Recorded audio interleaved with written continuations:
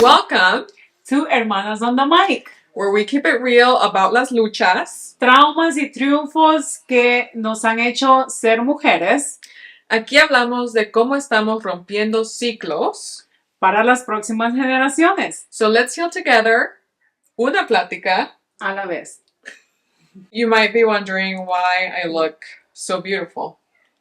Yeah, it's all me. Yeah. Yo soy la que la hago ver bella, sí. I live in Florida. I live in Texas. So anytime we see each other, I take advantage. Yeah, she looks like a hot mess, entonces yo le pinto el pelo. Porque yo agarré la genética de mi padre. Y ella tiene muchas canas y yo no tengo. Oh, sí tengo, pero porque ya estoy vieja. Oh, okay, sister, please. Please. So today we're gonna once again look at some questions and then answer them. Yes. First question. ¿Cómo han cambiado tus relaciones con tu mamá, hermanas o amigas desde que empezaste a trabajar to break your cycles? I can start. I have not talked to my grandma, my only living grandma, since 2023. I traveled to Texas only for her birthday. My only reason for going to Texas was to go and surprise her. Surprise her for her birthday. It was in June 27th, I think it's her birthday. Maybe. I don't know. That's my dog Clifford. So I haven't talked to her since then because, for backstory, I was married to a woman for about 3 years. And during those 3 years, anytime I saw my grandma, she would always ask me, Dani, ¿y el novio? Always. ¿Y el novio? Knowing damn well that I was married to a woman. Well, this time around, post-divorce, my divorce, I went to her house for her birthday. And the first thing she asked me, she's never asked me this before. She was like, ¿Y Elena? That's my ex-wife's name. And I was like, no, like, we're not together anymore, you know? But, like, the thing is that right after asking that, she asked me about the house that I had just bought. And those two things happened a month apart. So if she knew about the house, she definitely knew about the divorce. So I found it very pero that was tasteless. Yeah, but that was not the only reason why you decided not to talk to her or not to go visit her anymore. That was part one. Part two was, and that happened the same visit. No, I yes, same visit. I went by myself because someone didn't want to go. Never want to go. So I went by myself and I was cornered by my grandma and my uncle. Okay. And so right after feeling, you know, already my visits going off on the wrong foot, starting off on the wrong foot, we then sit at the table and there was only her, an uncle, and I think another uncle. I don't know if he's an uncle. Another guy. And we were there, and then all of a sudden she started talking to me about Jesus and our Lord Savior. And I stepped away from the church when I was a senior in high school because I came out of the closet and that was not accepted in that church. So I've walked away from it since, and it's 10 years later, and I still haven't gone back.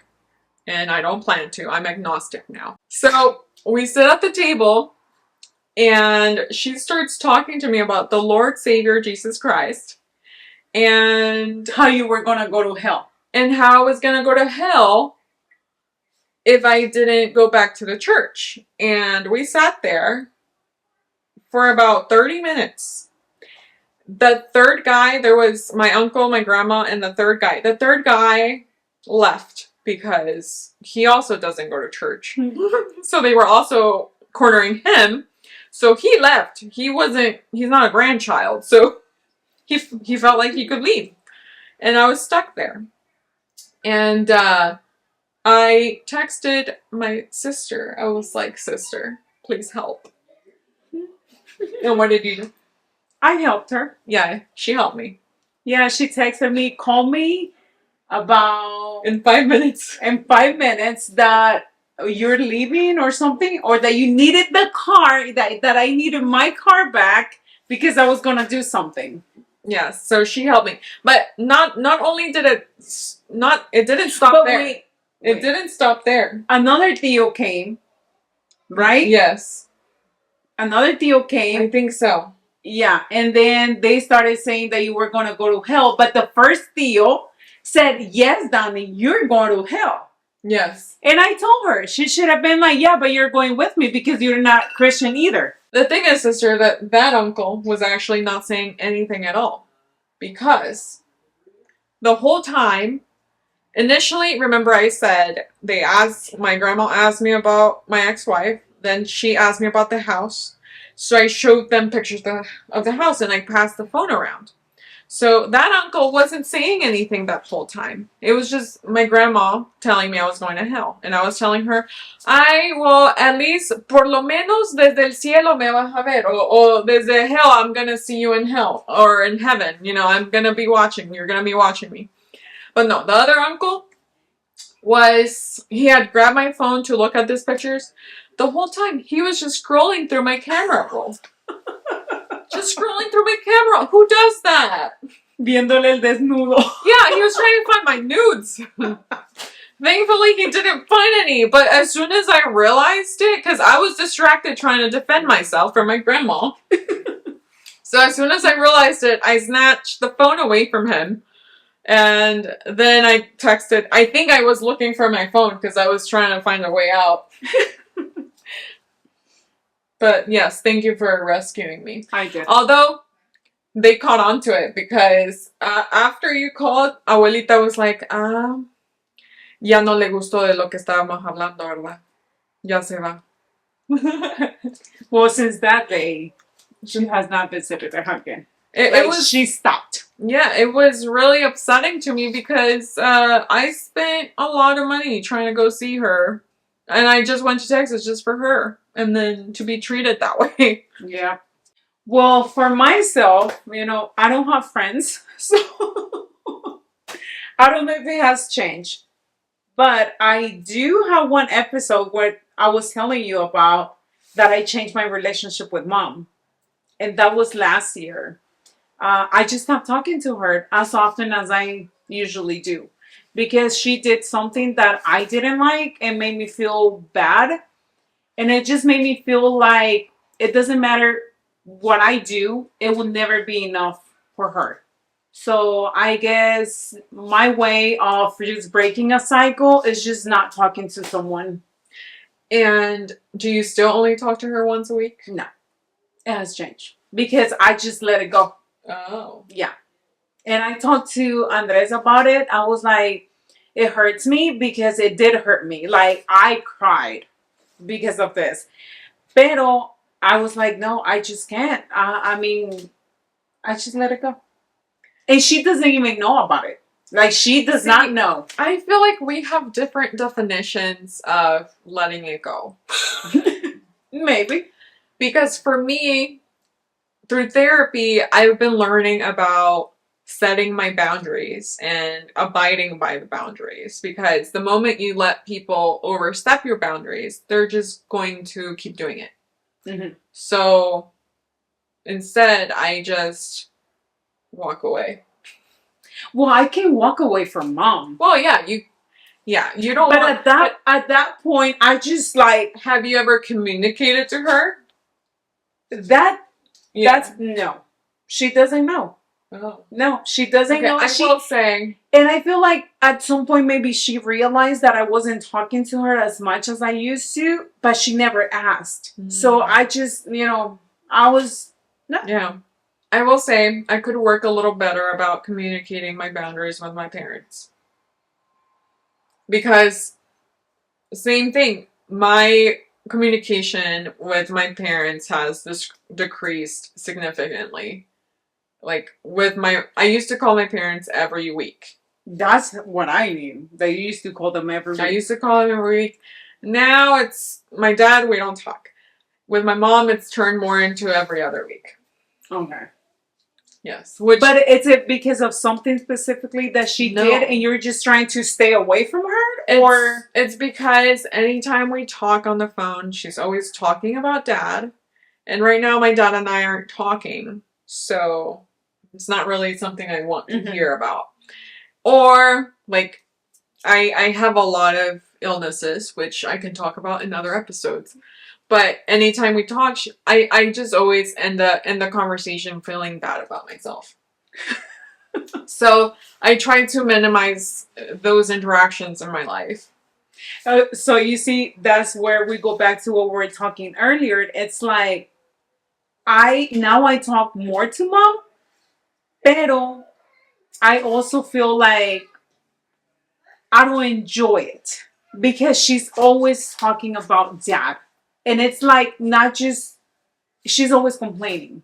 And I feel like we all have issues, pero I don't stop talking to her because I feel bad for her. So that's a cycle that I can't break. I feel like I can't because then I feel sorry for her. She's like, she has no friends. And if she doesn't talk to me, who else will she talk to? Do you think that that's because of what you went through that led to your move to Ohio? Like you've personally experienced what she... No, because actually I didn't feel that way when I moved. No, not really. But I just feel bad for her because she's always like talking about things or like daily things that she's done, like, oh, voy a comer plátano or frijoles, and she sent me a picture, and I feel bad because I'm like, okay, she really has no friends. This weekend I called her and she was like, ay, Dani, gracias por llamarme. Me siento ahora más energizada porque mis hijos son mi energía. And I was like, Mom, get a hobby. I was like, get a hobby. Like, that's not healthy. You should have something outside of your kids, to energize you. Yeah, but I also feel like you and Alexis give her that energy. It's like, oh, yes. Because I can call her Alexis is her brother, by the way. Yes. I can call her every day. And she's fine. But as soon as you call, it's like, oh, a different thing. So it's like, I don't know. It's just a middle child thing. Like, nobody cares about the middle child. I am the baby of the family. She's the baby. I'm the middle, and my brother is the oldest. So him and her are like the world to her. Ella se me puedo morir. She doesn't care. Pero ella and Alexis, I think it's so interesting that you feel that way because growing up, I always viewed you and Mom as best friends. Because y'all would go shopping together. We would literally spend every Sunday at the mall for like 6 hours. And it was just them shopping. I was on the floor somewhere under a rack. Just waiting. Well, until I started working and I knew how hard it was to make your own money. Yeah. But okay, next question. Do you think the expectations placed on women in our culture make it harder to break generational patterns? Yes. Yes. I feel like, I don't know. I just feel like Hispanics, for background, she was born in El Salvador. Mm-hmm. I was born in the U.S. But obviously our parents were immigrants. Yeah. So she was born and raised here. I was born in El Salvador and I came over when I was like 11 or 12. So I think our views on this will be different. Yeah, because I think the mindset of mom and dad are that as they grow older, we're supposed to be there for them no matter what. And I understand, like you have to be there for your parents, but I feel like there is a very fine line of being there for your parents because I see it like mom and dad, mom was like helping grandma and dad was helping grandma and grandpa too, but he was not supporting them financially, and I'm talking financially. So but in his mind, he thinks that we're supposed to financially support him. 100%. And I feel like, and how old is Dad? 62? 62. 62. He still walks? Yes. Yeah. So I feel like, there is a problem there. There is definitely a problem there. I think that's one of the contributing factors to why he blew up on me. Kind of, yes. Just one of the because I don't believe that it is our responsibility to 100% fully support them, especially at this age. For me, I'm 27 years old. I have over $200,000 in student loans. I have over $10,000 in credit card debt. I'm still at a point in my life where I'm trying to stabilize myself and essentially like start growing financially. Like I'm not at the point where I feel like I'm growing financially. I'm just trying to catch up. Right. That's how I feel. So I expressed that to him during our last conversation and it didn't go well. On the other hand, I did tell him the same thing. I was like, there's no way on earth that I will support you financially, fully support you financially, because I have my own things going on. And he didn't say nothing. Pero eso fue after, the whole thing you had already hung up and everything. And I did tell him that. I guess at that point he was already, I don't know. But he didn't take it as bad as he took it whenever you told him. But it was in the heat of the moment that you told him. I will say, my execution was not on point. Because I was like, si vos crees que tu hija de 27 años te tiene que soportar, algo te pasa en la cabeza. O estás loco. That's how I said it. I did not communicate the best way that I could in that moment. Right. Yeah, maybe I think that was a factor to the whole argument at that point. But I did it differently. I did it whenever, we were just talking, and I did tell him, I was like, okay, there's no way I will support you because I just can't. I mean, I have my son, my daughter, a house, and your grandkids. Yeah. But I don't support them. But the thing is that financially, we all have different responsibilities. And I'm not saying that because I do help him, but I just can't. But I think in his mind, that's how it is. And that's what we were talking with Andres. I was like, maybe he did certain things the way he did it when he left, thinking, oh, she has to support me. Probably. But you know what? I was talking to Kyle, who's my boyfriend. Andres is her husband. I was talking to Kyle about it.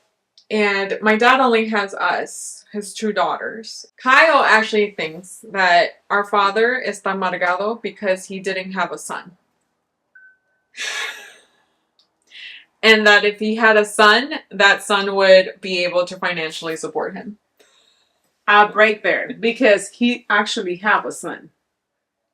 Whoa. Like, I know that. I know that. Yeah, he has a son. It's just that he's not in his life. Yes. And when I was born, he thought I was a boy. And he was so disappointed to the fact that I was a girl.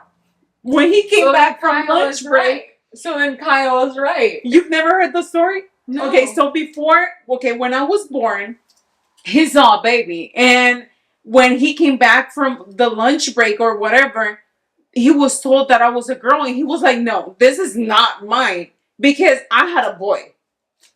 So maybe. If he had a son, the son would be perfect. A son that's in his life. Yeah. I don't think so. I don't know.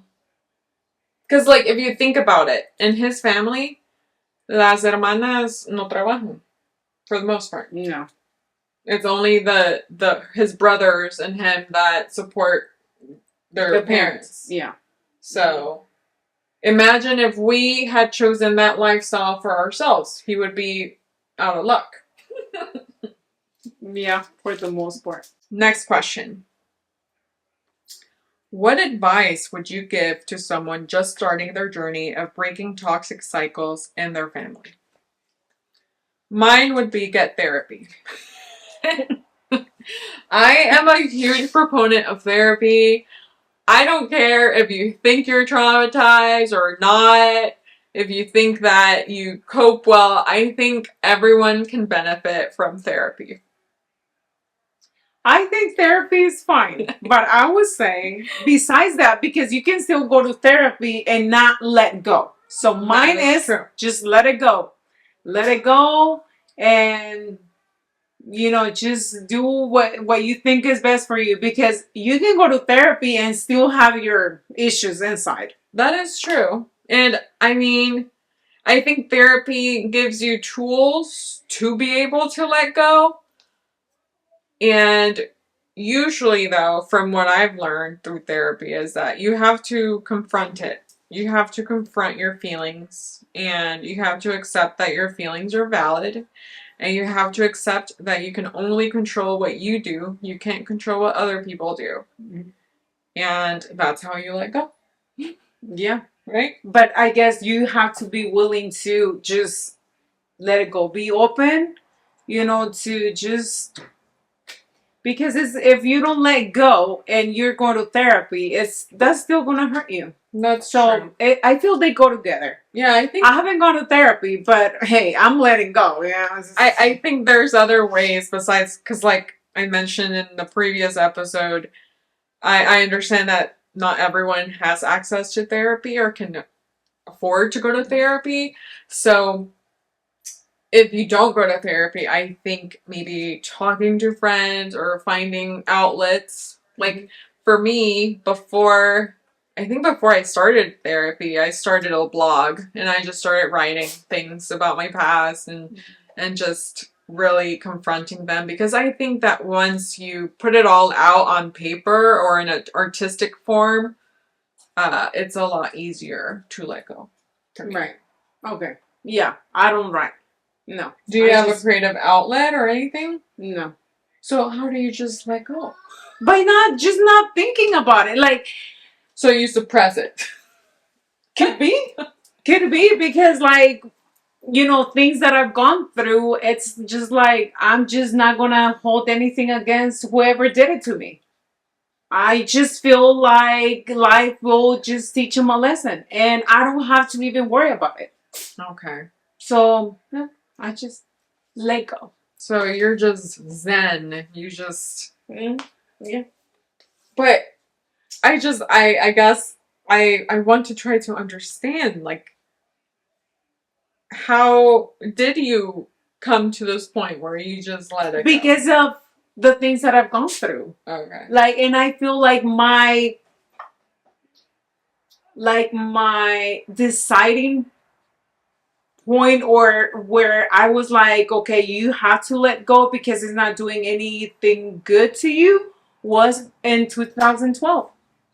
Oh. I feel like there is a before and after. Right. Like I told you, I was just holding a lot of resentment against Dad, and it was like it wasn't doing any good to me, because I was like literally hating him. Like, I hated him for so many things, even things that he had nothing to do with. I hated him. So you felt like you were making yourself miserable by holding all these feelings. Yeah, and he probably didn't even know. So it's just that's where I just realized, I just can't, because I was not happy, and he was just probably fine, because his mindset is totally different from ours, and he was probably just happy, and he couldn't understand why I was the way I was with him, and I just But do you still allow yourself to feel things, like feel sad, feel mad about things people do to you? Or do you just... I don't know. But what I can tell you is the last argument I had with him, I brought up a lot of things. Okay. And I feel like him and I cannot have a very deep conversation about our past, because that kind of triggers whatever it's inside. So it's like, I feel like besides just letting go, I just keep it to myself. I just don't like to... So you internalize. Last question. ¿Qué herramientas, terapias, or resources have helped you the most on this path? If I can give you some advice on things that can help you just heal from any trauma, will be just an immediate family member that you can talk to, uh, therapy, a friend. And like you said, not everyone has the money to go to therapy. So it will be a friend or your husband. I mean, why not? Use them. They're there for a reason. Or journaling, art. For me, you can try to seek spirituality. Like, I know there were some traumatizing events that did lead me to Christianity, and that was my tool at the time.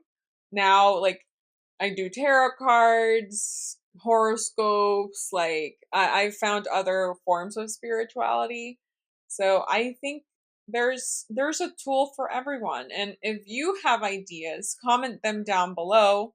Make sure to subscribe, press that bell, press that like, and we will see you On the next episode.